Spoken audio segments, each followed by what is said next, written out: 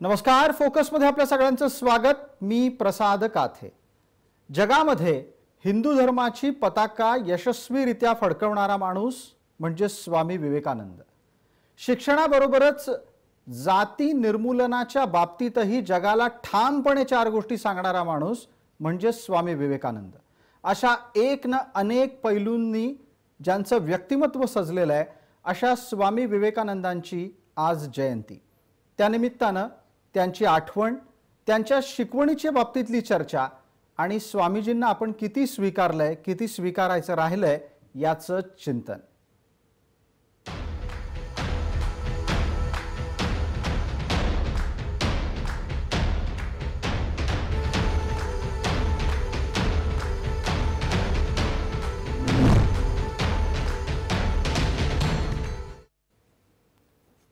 स्वामीजींची राजयोगी ही ओळख आपल्या सगळ्यांना परिचित आहे, पण त्याचबरोबर त्यांच्या आयुष्याचे इतरही अनंत पैलू आहेत। त्यावर चर्चा करण्यासाठी आपल्याबरोबर मान्यवर आहेत।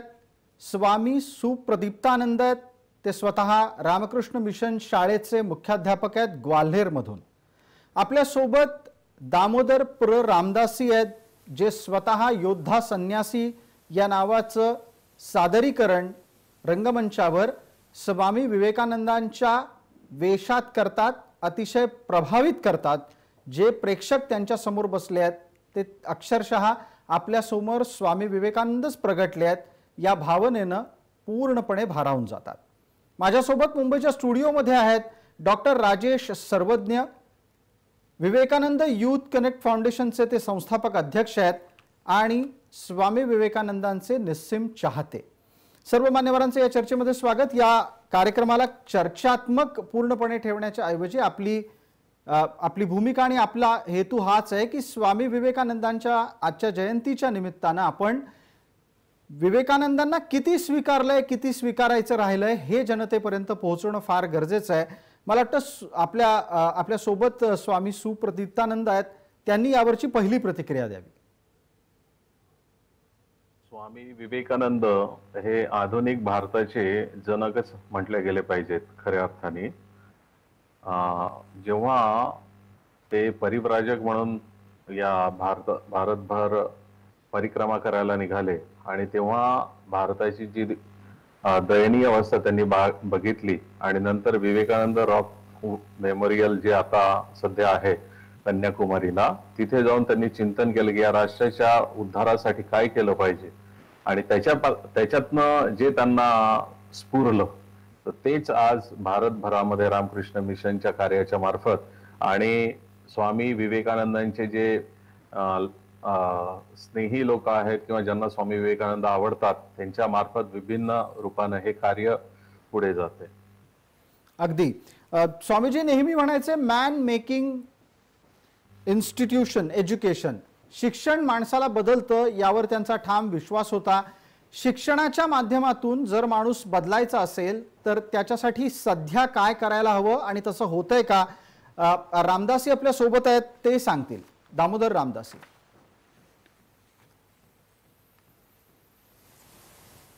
सर्वप्रथम 12 जानेवारीच्या सर्वांना मी शुभेच्छा देतो। स्वामी विवेकानंद म्हणाले होते की मेंदूमध्ये कोंबलेला माहितीचा भारा म्हणजे केवळ शिक्षण नव्हे, आपली इच्छाशक्ती, आपली अभिव्यक्ती ही आपल्या स्वतःच्या ताब्यामध्ये येणं हेच खरं शिक्षण आहे।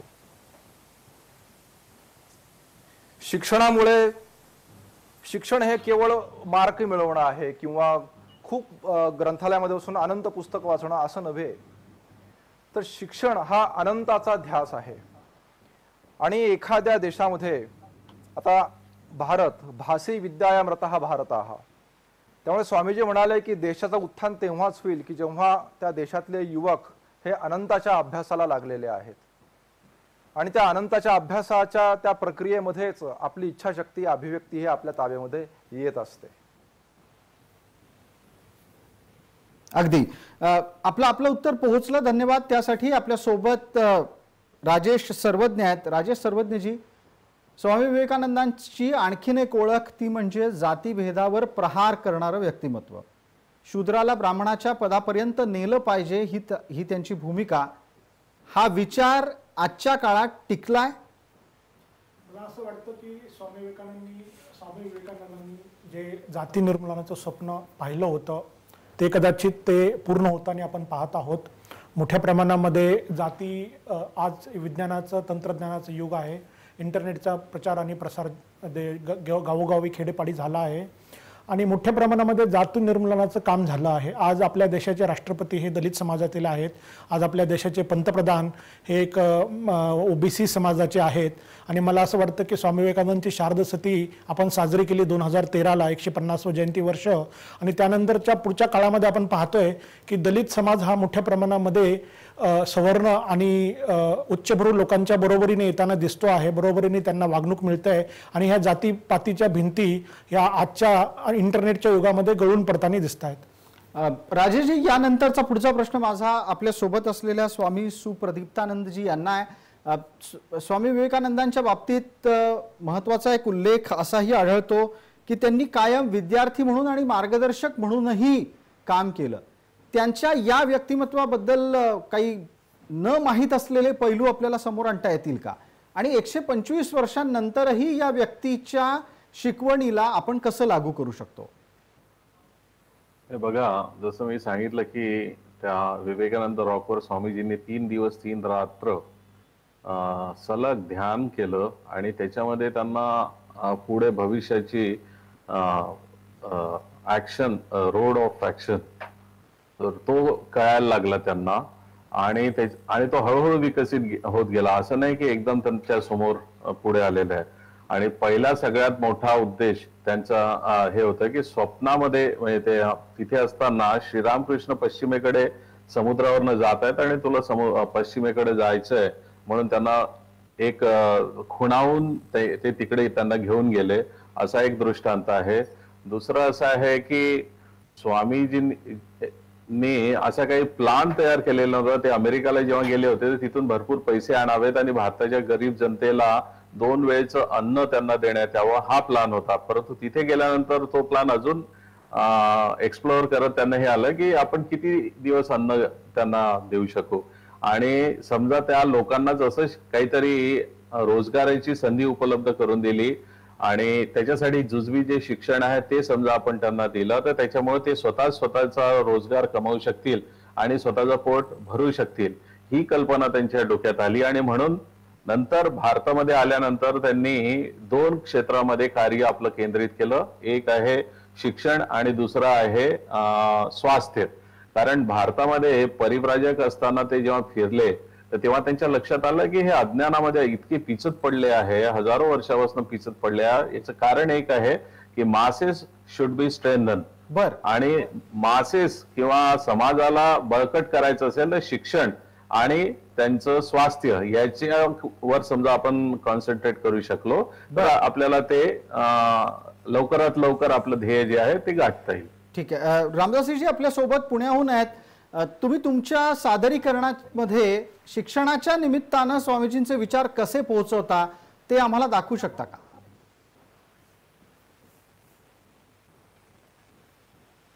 हो, सादरीकरण करून दाखवायचंय का मला थोडंसं? अगदी.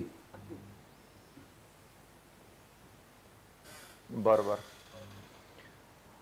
सादरीकरणामध्ये स्वामी विवेकानंद वर्तमान काळामध्ये प्रगट झालेले आहेत आणि ते युवकांशी संवाद साधतायत असा हा सादरीकरणाचा मी करत असतो. त्यामध्ये त्यातला एक भाग जो आहे शिक्षणाच्या संदर्भातला, म्हणजे स्वामीजींनी जो स्वतःच्या आयुष्यातला भाग सांगितला तो मी तुम्हाला दाखवतो. ज्यावेळेस मी युवावस्थेमध्ये होतो, प्रेसिडेन्सी कॉलेजमध्ये वर्षभर माझं शिक्षण झाल्यानंतर स्कॉटिश चर्च स्कूलमध्ये या 2 कॉलेजेसमध्ये माझं शिक्षण झालं. माझा मुख्य विषय होता हा तत्वज्ञान. तत्वज्ञान या विषयावर मानसशास्त्र विषय घेण्यासाठी माझ्या वडिलांनीच मला सुचवलेलं होतं. ग्रंथालयामध्ये तासनतास बसून अनेक ग्रंथांचं वाचन मी केलं. Can't, Hegel, Shakespeare, Kalidas, Jew लोकांचा इतिहास, आर्य संस्कृतीचा प्रसार, वैदिक धर्म, ख्रिस्त धर्म, इस्लाम धर्म, असा विषय नव्हता की जो मी वाचला नसेल. मला माहिती आहे की शिक्षण म्हणजे केवळ मेंदूमध्ये भरलेला माहितीचा भार नाहीये. आपली इच्छाशक्ती, आपली अभिव्यक्ती स्वतःच्या ताब्यामध्ये येणं हेच तर खरं शिक्षण आहे. आणि ह्या शिक्षणाची सुरुवात, या आत्मविश्वासाची सुरुवात, ह्या सामर्थ्याची सुरुवात ही माणसाच्या शरीरापासून होते. युवा दशेमध्ये मी माझ्या घराजवळ नवगोपाल मित्र यांच्या व्यायामशाळेमध्ये जायचो. माझे जे पहिलवान मित्र होते त्यांच्याबरोबर मी कुस्ती खेळायचो. लाठी चालवण्यामध्ये मी अगदी वाकबगार झालेलो होतो. स्वतःविषयीचा एक आत्मसन्मान माझ्या हृदयामध्ये भरलेला होता. रस्त्यानं जाताना सुद्धा हनवटी किंचित वर आणि मी भरभर चालायचो. नुसतं भरभर जरी चाललं तरी माणसाचा आत्मविश्वास वाढतो. तुमचं वेद, वेदांत आणि तत्वज्ञान या सगळ्याचं सार जर कुठल्या एका शब्दात सामावलेला असेल तर तो शब्द आहे सामर्थ्य. आणि मी माझ्या आयुष्यामध्ये सामर्थ्य या एकाच संकल्पनेचा प्रसार केला. अज्ञानाच्या राशीवर अणुबॉम्ब प्रमाणे आघात करणारा जर उपनिषदात कुठला शब्द असेल तर तो आहे निर्भयता. अभिही निर्भय व्हा, हेच सगळ्या शिक्षणाचं सार असायला हवं. क्या बात आहे. रामदासीजी, खूप खूप धन्यवाद. आमच्या जय महाराष्ट्राच्या प्रेक्षकांच्यासाठी तुमच्या या सादरीकरणाचं मी खूप कौतुक करतो. मला राजेश सर्वज्ञ यांना एक प्रश्न विचारायचा आहे. तो पुढचा प्रश्न हा स्वामीजींच्या देहबोलीतून व्यक्त होणाऱ्या हिंदुत्वाच्या आणि धर्मप्रसाराच्या संदर्भाला जोडून पाहता येईल. अध्यात्म म्हणजे काय याचं उत्तर त्यांच्या कृतीतून सापडतं का आपल्याला? आणि आत्ता अध्यात्माची, कर्मकांडाची जी व्याख्या समोर येते आहे ती स्वामीजींना पसंत पडली असती का? स्वामी विवेकानंदांना कर्मकांड कधीही पसंत नव्हतं. आणि कर्मकांड असेल, अंधश्रद्धा असतील, त्याविरोधात त्यांनी जन्मभर जोपर्यंत जिवंत होते तोपर्यंत जनजागरण केलं. आणि ते अतिशय विज्ञानवादी होते. विज्ञान आणि अध्यात्म एक करण्याचा प्रयत्न त्यांनी त्यांच्या जीवनामध्ये केला. आणि पाश्चिमात्य जगतामधल्या ज्या चांगल्या गोष्टी आहेत आणि पूर्व जगतातील ज्या चांगल्या गोष्टी आहेत त्यांचा एक संयोग व्हावा, संगम व्हावा. आणि त्यांच्या चांगल्या गोष्टी आपण शिकाव्यात, आपल्या चांगल्या गोष्टी त्यांनी शिकाव्या आणि त्यातून एक काहीतरी चांगलं उभं राहावं, अशा प्रकारचा त्यांचा प्रयत्न राहिला. आणि त्यांची देहबोली, आपण स्वामी विवेकानंदांचे जर काही जुने चित्र पाहिले, त्यांचे फोटोज पाहिले, तुम्हाला त्यांच्या देहबोलीतून एक आत्मविश्वास दिसेल.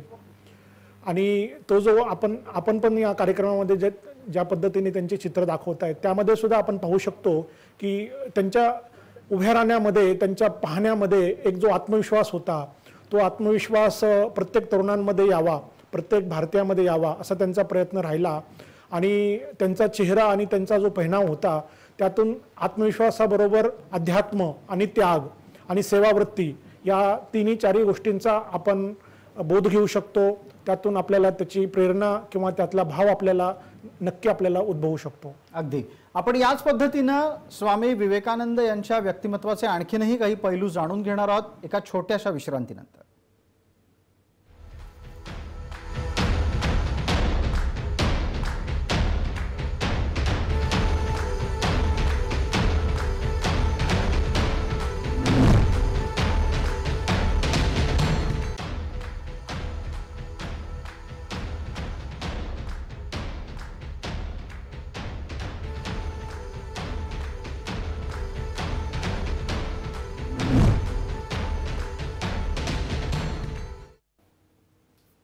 नमस्कार. या विशेष कार्यक्रमामध्ये आपल्या सगळ्यांचं स्वागत. स्वामी विवेकानंद यांच्या जयंतीनिमित्तानं त्यांच्या शिकवणीबाबत तसंच त्यांच्या आयुष्यभरातल्या अनेक मार्गदर्शक घटनांबाबतची ही चर्चा. आपल्यासोबत स्वामी सुप्रदीप्तानंदजी आहेत.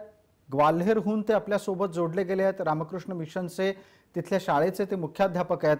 शिकागोच्या सभेचा आणि त्या सभेतल्या भाषणाचा उल्लेख हा स्वामीजींच्या प्रत्येक चर्चेत अपरिहार्य ठरतो. त्यांच्या या भाषणाला स्पष्टपणे जर समोर ठेवायचं असेल तर ते भाषण विश्वशांतीसाठी कितपत मार्गदर्शक ठरलं, आजच्या काळात सुद्धा ते कितपत कालसंगत आहे? शिकागो धर्म संसदेत जे स्वामीजींनी भाषण केलं त्याचं मूळ मंत्र आहे की जशा सर्व नद्या ह्या समुद्राला जाऊन मिळून समुद्रात एक रूप होतात, तसंच विभिन्न जे मार्ग आहेत ते धार्मिक असोत किंवा सायंटिफिक असोत किंवा अजून कुठलेही असोत, ते एकाच सत्याकडं किंवा एकाच दिशेने त्यांचा सगळा प्रवास सुरू आहे. हा त्यांचा गर्भित अर्थ होता. आणि त्या हिशोबाने आपापसात धर्मांमध्ये जो क्लेश आहे, द्वेष आहे, तो नष्ट करून सगळ्यांनी एकमेकाला समजा आत्मसात केलं किंवा त्यांची अस्तित्व याला समजा आपण मान्यता दिली, तर संपूर्ण जगामध्ये शांततामय वातावरण तयार होऊ शकेल. त्याच्यामध्ये कुठे do not hate but assimilate, that assimilation is most important thing. म्हणजे सगळ्यांना आपण आत्मसात करता आलं पाहिजे, त्यांना दूर न करता त्यांना जवळ घेता आलं पाहिजे, हा त्यातला मुख्य उद्देश आहे. आणि आता आपण जगामध्ये बघतच आहोत, तिकडे विभिन्न राष्ट्र एकमेकांवर बंदुका ताणून उभे आहेत. बरोबर. कारण काय, तर त्यांच्यामध्ये तो दुजा भाव आहे. परंतु हा दुजा भाव समजा दूर करायचा असेल तर वेदांतच याच्यामध्ये आपल्याला मदत करू शकतो. जसं की प्रत्येकामध्ये एक जी शक्ती आहे, त्याला तुम्ही भगवान म्हणा, गॉड म्हणा, ईश्वर म्हणा, काही म्हणा, परंतु ते आपलाच रिप्लिका आहे, आपलीच प्रतिकृती आहे. तर आपण आपल्यावरच बंदूक ताणण्यासारखं होऊन गेलं. एका बाजूला ही सगळी जगातली परिस्थिती आणि दुसऱ्या बाजूला आपल्याला युवकांच्या संदर्भात सुद्धा स्वामीजींची चर्चा करायची आहे. त्यानिमित्तानं मला राजेश सर्वज्ञ यांना प्रश्न विचारायचा आहे. राजेशजी, सध्या निराशा ही युवकांमध्ये मोठ्या प्रमाणात दिसून येते. निराशा आहे म्हणून अजून पुढे एखादं पाऊल टाकायला सुद्धा अवघड झालंय. अशाच प्रकारची नकारात्मक मानसिकता आहे. त्यांना स्वामीजींच्या जीवनातून काय शिकता येईल? अशा तरुणांना जर प्रेरणा द्यायची असेल तर स्वामी विवेकानंद हे त्यांच्यासाठी अत्यंत उत्तम आणि योग्य व्यक्तिमत्व ठरेल. राजेशजी, अतिशय मला असं वाटतं की सध्या जी एक परिस्थिती निर्माण झाली आहे, करोनामुळे मोठ्या प्रमाणामध्ये लोकांचं आर्थिक नुकसान झालेलं आहे, नोकऱ्या गेलेल्या आहेत आणि मोठ्या प्रमाणामध्ये मानसिक तणावातून, आर्थिक तणावातून सर्व तरुण या परिस्थितीतून मार्ग काढतो आहे आणि मोठ्या प्रमाणामध्ये एक असुरक्षिततेची भावना निर्माण झालेली आहे. ज्या लोकांची नोकरी आहे त्या लोकांची नोकरी टिकेल का नाही टिकेल, आपण उद्योग उभा केलाय तो चालेल का नाही चालेल, आणि मोठ्या प्रमाणामध्ये मधल्या काळामध्ये व्यवसाय बंद असल्यामुळे त्यातून एक काही कायदेशीर प्रक्रिया निर्माण झालेली आहे. किराया देण्याच्या बाबतीत, पगार देण्याच्या बाबतीत, भांडवलाच्या बाबतीत, कर्जाच्या बाबतीत, कर्जाचे हप्ते, त्यातून खूप मोठ्या प्रमाणामध्ये निराशा निर्माण झाली आहे. परंतु मला असं वाटतं की स्वामी विवेकानंदांचे विचार जर अशा परिस्थितीमध्ये आपण जर वाचले, आत्मसात करण्याचा प्रयत्न केला तर आपल्यामध्ये नवीन मोठ्या प्रमाणामध्ये आत्मविश्वासाचा संचार होईल आणि आपल्यामध्ये एक जिद्द आणि चिकाटी निर्माण होईल. आणि अशा तुम्ही एखादं उदाहरण राजेशजी दिलं तर त्यानिमित्तानं ते आणखीन चटकन लोकांच्या लक्षात येऊ शकतं. स्वामी विवेकानंदांच्या आयुष्यातलं एखादं उदाहरण देऊन सांगा की प्रतिकूल परिस्थितीवर मात करून तरुणांनी, युवकांनी कशा पद्धतीनं स्वामीजींचा आदर्श घेऊन पुढे वाटचाल केली पाहिजे. स्वामी विवेकानंदांच्या जीवनाचं उदाहरण म्हणजे स्वामी विवेकानंदांच्या तो जो प्रवास, भारतातला प्रवास आहे आणि भारताच्या बाहेरचा प्रवास आहे. प्रत्येक वेळेस त्यांच्याकडे कधीही पैसे नव्हते, ओळख नव्हती, त्यांच्याकडे साधनं नव्हती, परंतु प्रत्येक ठिकाणी ते आत्मविश्वासाने त्या समस्यांना सामोरे गेले आणि त्यातून मार्ग निघत गेला. आणि आपण पाहतो की एक संन्यासी ज्याच्याकडे कसल्या प्रकारची संपत्ती नाही, ज्याच्याकडे कसल्या प्रकारची ओळख नाही, अशा प्रकारचा व्यक्ती शिकागोपर्यंत पोहोचतो, तिथे एक ओळख निर्माण करतो. अमेरिकेमध्ये प्रत्येक शहरामध्ये प्रवास करतो, तिथे भगवद्गीता, वेदांताची शिकवण देतो. युरोपमध्ये प्रवास करतो. भारतात आल्यानंतर एक खूप मोठी ओळख निर्माण झालेली असते, त्यातून एक रामकृष्ण मिशन सारखी संस्था उभा करतो आणि जगभरात कार्य उभा करतो. आणि हे सगळं संन्यासी माणूस ज्याच्याकडे कसल्याही प्रकारचं साधन संपत्ती, प्रॉपर्टी ओढलोपार्जित किंवा कोणी दिलेली अशा प्रकारचं नसताना एक स्वतःच्या कर्तृत्वाने उभा करतो. अगदी आपल्याला त्याच्यामध्ये मी एक ऍड करू इच्छितो. बरं, एक स्वामीजींच्या जीवनातली एक घटना आहे आणि ती भरपूर तरुणांना प्रेरणा देऊ शकेल. ती घटना अशी आहे की दुर्गा टेम्पल एक मंदिर आहे वाराणसीमध्ये आणि तिथे दर्शनाला स्वामी जात होते. दुपारची वेळ होती, रखरखत ऊन होतं आणि तिथे एकटेच जात होते, रस्त्यावर कोणी नव्हते. तर जायला जेव्हा निघाले तर वरती झाडावर वानराची टोळी होती आणि स्वामीजींच्या झोळीमध्ये काही असेल म्हणून त्या सगळ्यांनी स्वामीजींवर कडे यायला लागले. आणि स्वामीजींनी हे जेव्हा बघितलं तर ते स्वतःला सुरक्षित करायला म्हणून लवकर लवकर चालू लागले. तर दुसरा एक साधू तिथून जात होता, तर स्वामीजींना म्हटलं की सामना करो. तर स्वामीजी म्हणतात आहे द फेस द ब्रूट. हे जेव्हा माझ्या कानावर आलं तर मी इमिजिएटली वळलो आणि आपला हातातला दंड जमिनीवर ठोकून उभा राहिलो आणि असं करता क्षणी सगळे वानर झाडांवर परत गेले. तर त्याच्यापासून मला एक शिकवण ही मिळाली की भाई कुठलीही परिस्थिती असेल तर तिचा सामना करायचा प्रयत्न केला तर निश्चितच ती परिस्थिती निवळते. हा एक अगदी. मोठा संदेश त्यांच्या जीवनातला अगदी त्यांच्या थोडक्यात आयुष्यात संकटाला घेतलेला आहे. सामोरे जा, धैर्यानं संकटाच्या समोर बरोबर. उभे ठाका, हा स्वामी विवेकानंदांच्या आयुष्यातला संदेश या निमित्तानं आपण दिलात. धन्यवाद स्वामी सुप्रदीप्तानंदजी. आपल्याला पटकन पुण्याला जायचं. आपल्या सोबत पुण्यात दामोदर रामदासी आहेत. पेहरावानं सुद्धा ते एका क्षणात स्वामी विवेकानंदांसारखेच दिसतात, हे आपल्याला ओळखता येईलच. मला दामोदर रामदासी यांना विचारायचं आहे की तुम्ही जेव्हा योद्धा संन्यासी सादर करता, त्या सादरीकरणाच्या दरम्यान स्वास्थ्य रक्षण, स्वतःच्या प्रकृतीचं रक्षण आणि तब्येतीला असलेलं महत्त्व या बाबतीतही तरुणांमध्ये जागृती करता. ती कशी करता ते सादर करू शकाल का? हो हो हो. म्हणजे मी माझं स्वतःचं आयुष्याचं उदाहरण सांगतो. रोज प्राणायाम केले पाहिजेत. स्वामीजींनी पातंजली योग सांगितलेला आहे. स्वामीजी म्हणतात की तुम्ही व्यायामशाळेमध्ये जा, तिथे व्यायाम करा. कुठल्याही आत्मविश्वासाची, सामर्थ्याची सुरुवात ही माणसाच्या शरीरापासून होते. आपण जेव्हा रोज प्राणायाम करतो, व्यायाम करतो, तर त्याच्यामुळे आपल्यामध्ये एक प्रकारचा आत्मविश्वास आपोआप यायला लागतो. रस्त्यानं जात असताना सुद्धा आपण भरभर चाललं पाहिजे. आणि सगळ्यात महत्वाचा म्हणजे स्वामीजींनी जो वेदांतातला उपदेश जो केलेला आहे, असं झालेलं की आपणच आपल्या डोळ्यावर हात ठेवून अंधार अंधार म्हणून ओरडत आहोत.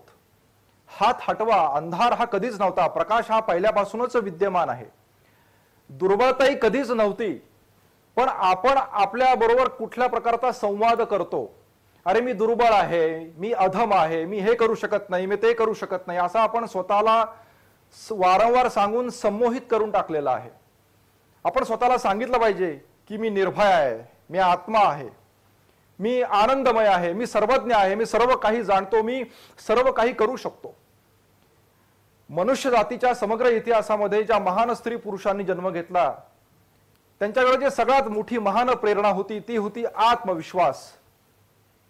ते हे ज्ञान घेऊन जन्माला आले की ते महान होणार आहेत आणि ते महान झाले. आपण स्वतःशी काय बोलतो, आपण आपल्या अंतर्मनामध्ये सतत सकारात्मक विचार, प्रसन्न, उत्साही असेच विचार सतत आपल्या मनामध्ये आपण टाकले पाहिजेत. तशाच प्रकारचे आपण मित्र जोडले पाहिजेत, तशाच प्रकारचा विचार केला पाहिजे, तशा प्रकारची पुस्तकं वाचली पाहिजेत. आपला धर्म कधीही दुर्बलता, पाप शिकवत नाही. माणसाला पापी समजणं हेच मोठं पाप आहे. त्यामुळे स्वतःविषयीचा एक आत्मसन्मान निर्माण होणाऱ्या गोष्टी आपण नेहमी केल्या पाहिजेत, स्वतःला ऐकवल्या पाहिजेत. स्वामीजी म्हणाले की आपण भगवद्गीतेचा अभ्यास करण्यापेक्षा मैदानावर जाऊन तुम्ही फुटबॉल खेळा. कदाचित हे विधान धाडसाचं आहे, पण ज्याचं शरीर मजबूत असतं त्याचा मेंदू मजबूत असतो आणि असा मेंदूच खऱ्या अर्थानं गीतेची शिकवण धारण करू शकतो. खरंय. म्हणून देशाचं उत्थान करायचं असेल, स्वतःच्या आयुष्यामध्ये भौतिक आणि आध्यात्मिक प्रगती करायची असेल तर सुरुवात ही शरीरापासून होते. म्हणून योग्य आहार घेतला पाहिजे, प्राणायाम केला पाहिजे, व्यायाम केला पाहिजे आणि स्वतःला अतिशय सक्षम, आपल्या अंतर्मनामध्ये सकारात्मक असेच विचार टाकले पाहिजेत. जरा सुद्धा दुर्बळ करणारे नकारात्मक विचार याचं आपण चिंतन करताच कामा नये.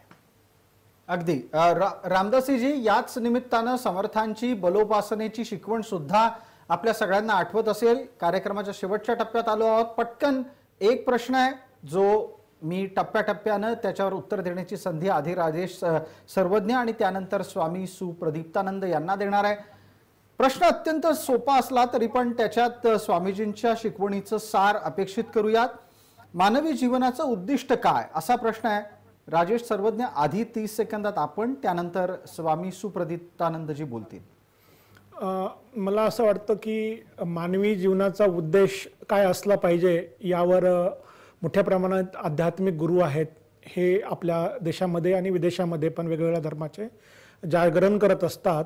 आणि काही धर्मगुरू आपल्याला सांगतील की सेवा हे मानवी जन्माचा उद्देश आहे, पर्पज ऑफ लाईफ आहे. काही लोक आपल्याला सांगतील की परमात्म्याला प्राप्त करणं आणि परमानंद प्राप्त करणं हे एक आपल्या जीवनाचा उद्देश आहे. तर मला असं वाटतं की वेगवेगळ्या धर्मामध्ये, वेगवेगळ्या गुरूंमध्ये, वेगवेगळ्या सेक्ट्स, परंपरांमध्ये वेगवेगळा उद्देश सांगितलेला आहे. परंतु आपलं जीवन आहे हे कोणालाही प्राणी मात्राला जीव मात्राला कसल्याही प्रकारचा त्रास होणार नाही आणि जर शक्य झालं तर आपण आपलं जीवन हे लोकांना आपण कशा प्रकारे मदत करू शकतो अगदी वेगवेगळ्या पद्धतीने असं जर जीवन जगलं तर यापेक्षा श्रेष्ठ जीवन आणि श्रेष्ठ उद्देश जीवनाचा असू शकणार अगदी. नाही.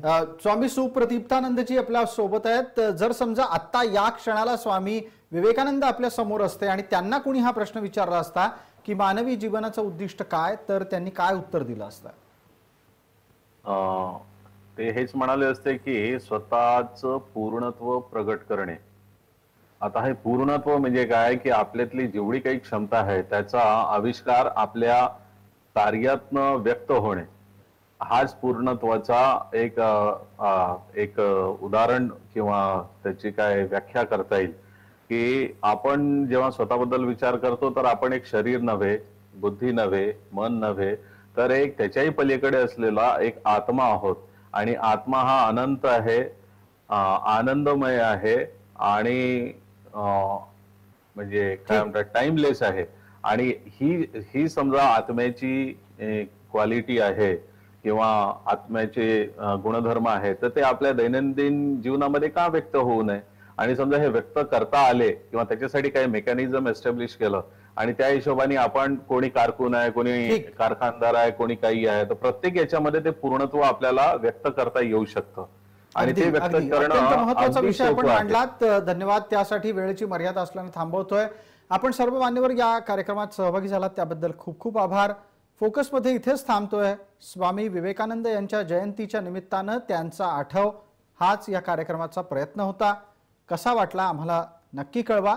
मात्र त्याचबरोबर बातम्यांचा अव्याहत सिलसिला जय महाराष्ट्रभर सतत सुरू आहे.